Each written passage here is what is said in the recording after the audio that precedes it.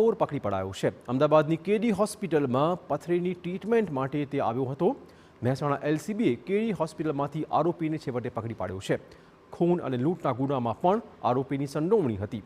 આરોપીએ શેરબજારમાં રોકાણના નામે લોકોને ઠગ્યા હતા। આરોપીના 12 દિવસના રિમાન્ડ મંજૂર કરાયા છે।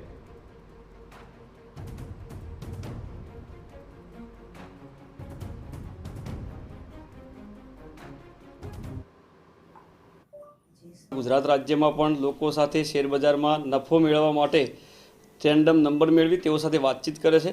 ત્યારબાદ તેઓને એવી સમજાવે છે કે આમાં અમે આ ટાઈપનો પ્રોફિટ તમને કરાવી આપીશું, પરંતુ ખરેખર કોઈપણ જાતના શેરબજારમાં તેઓ રોકાણ કરાવતા નથી। એક ડમી એકાઉન્ટમાં પૈસાનું રોકાણ કરાવતા હોય છે અને લોકોને એવું સમજાવતા હોય છે કે તમારા સાથે નુકસાન થયેલ છે શેરબજારમાં, તેમ સમજાવી લોકો સાથે છેતરપિંડી કરતા હોય છે। તો આવા અલગ અલગ 14 થી 15